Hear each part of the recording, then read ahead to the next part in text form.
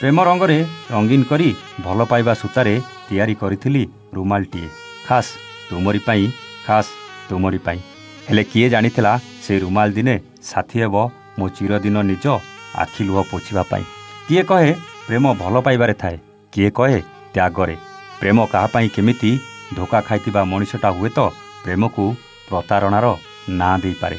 बिगिड़ी जाइथिबा प्रेम को बोहिबाकू बाध्य होउतबा मनिषटी एहाकू निर्यातना कहि पारे।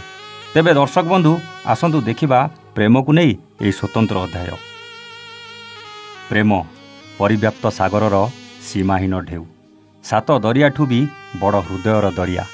सेतिपाई तो प्रेम आउ हृदयर संपर्क बहु निबिड़।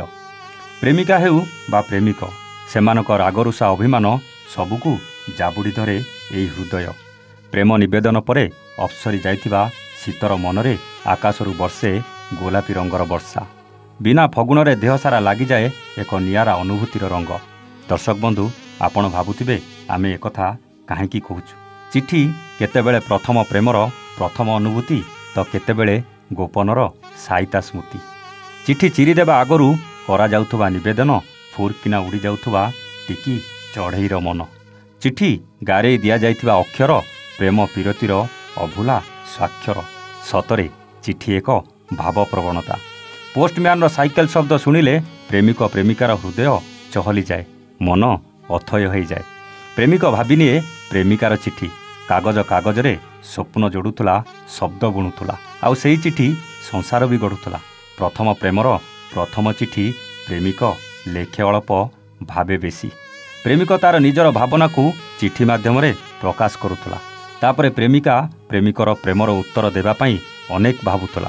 ता आगरे बहुत बाधाविघ्न, समाजर आकट, ता सहित परिवार डर सबु परे भी लाजेई प्रियाटी ता उत्तर एई चिठी माध्यम देउथला।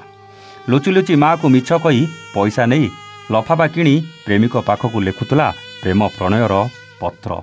तो केतेबेले प्रेम पत्र को प्रेमिकार अजाणतरे बही भितर रखी देउथला, तो केतेबेले माध्यम साजुला सांग साथीठू आरंभ करी छोट छोट पिला। छोट छोट पिला मानकू चॉकलेट देई चिठी पठेबार अनुभूति नियारा। प्रेम गोटे अनुभूति। केतेबेले भाबु भाबु प्रेमिकार चित्र आपे आपे आंकी हो जाए प्रेमिकर स्मृतिर मानस पटरे।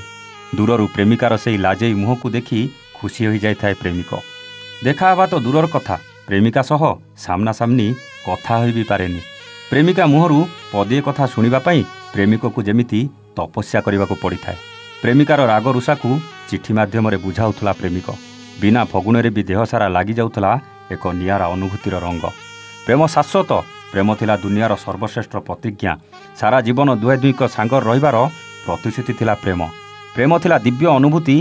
प्रेम थिला पवित्र, ठीक द्वापर जुगर राधाकृष्ण को प्रेम परी। हेले आज 5G जमानारे पुराणा हो जाइछि सेही प्रेम। मलिन पड़ जाइछि चिठी माध्यम निजर अकुआ कथा को प्रकाश करवा। व्हाट्सअप, फेसबुक, ट्विटर, इंस्टारे जी जेतेबेले चाहिला जहाकू प्रेम निवेदन करवा हेउ प्रेमिकार उत्तर सहजरे मिल जाउछि। एबे प्रेमर माने टाइम पास हो गलानी। आधुनिक जुगरे प्रेमर माने बदली जाइछि। प्रेम आउ सत्य शाश्वत भितरे सीमित रही नाही। प्रेम एक उपभोग्य वस्तुरे परिणत होइछि। देह आउ दाह प्रवण प्रेम मनुष्य समाज को संपूर्ण कबलित करिछि। प्रेमर संज्ञा बदली जाइछि। प्रेमर परिभाषार परिवर्तन घटिछि।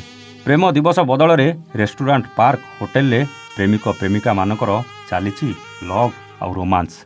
प्रेमर माने केवल शारीरिक सुखरे सीमित हो जाइछि। आजिकालिका युवपीढ़ी केतेबेले प्रेम पाई जीवन देउछंती तो केतेबेले एई प्रेम पाई जीवन भी नेउछंती। प्रेम पाई गड़ुछि मुंड।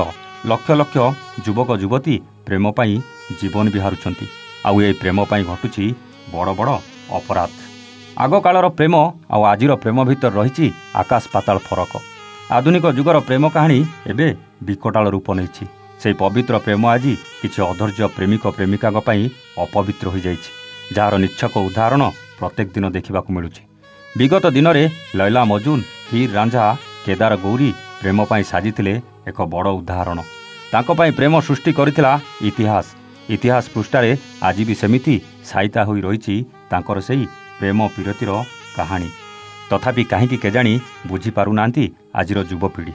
ପ୍ରେମ ଭଳି ଏକ ସୁନ୍ଦର ଅନୁଭୂତିକୁ ପ୍ରାତଃ ମୁହୂର୍ତ୍ତରେ ଗଳି କନ୍ଦିରେ କଳୁଷିତ ଆଉ କଳଙ୍କିତ କରିବାକୁ ପଛାଉନାହାନ୍ତି ଆଜିର ଆଧୁନିକ ଯୁବକ ଯୁବତୀମାନେ। ଆଉ ସେଥିପାଇଁ ବୋଧହୁଏ ପ୍ରେମ ଆଜି ଶ୍ୱାସରୁଦ୍ଧ ହୋଇ କେବଳ ହୋଟେଲର ଚାରିକାନ୍ଥ ଭିତରେ ସୀମିତ ରହିଯାଉଛି। ଆଉ ଯେତେବେଳେ ବିକଟାଳ ରୂପ ସାମ୍ନାକୁ ଆସୁଛି ସେତେବେଳେ ନିର୍ଦ୍ଦୟ ସମାଜ ଯୁବକ ଯୁବତୀଙ୍କ ଦୋଷ ଦେବା ବଦଳରେ ପ୍ରେମକୁ ହିଁ ଦୋଷ ଦେଉଛନ୍ତି। ଆଉ ପ୍ରେମ ବି ଏମିତି ସବୁ ବଦନାମକୁ ମୁଣ୍ଡପାତି ସହି ନେଉଛି। ପ୍ରେମ ବିଶ୍ୱାସ, ପ୍ରେମ ପବିତ୍ର, ଦୁଇଟି ହୃଦୟର ମିଳନ ହେଉଛି ପ୍ରେମ। ପ୍ରେମ ଏକ ନିଆରା ଅନୁଭୂତି। ଅକୁହା ହୃଦୟର ଭାଷାକୁ ଭଲ ଭାବେ ବୁଝିପାରିବା ହେଉଛି ପ୍ରେମ। ଯେବେ ଏହି ଆଧୁନିକ ଯୁବପିଢ଼ି ପ୍ରେମର ସଂଜ୍ଞାକୁ ଭଲ ଭାବେ ବୁଝିପାରିବେ ସେବେ ଏହି ଶାଶ୍ୱତ ପ୍ରେମ ପୁଣି ଥରେ ପବିତ୍ର ହୋଇପାରିବ। କ'ଣ ଦର୍ଶକ ବନ୍ଧୁ, ଏକଥା ଶୁଣି ଆପଣଙ୍କୁ ଆପଣଙ୍କ ପ୍ରେମ ମନେ ପଡ଼ିଯାଉଥିବ ନିଶ୍ଚିତ।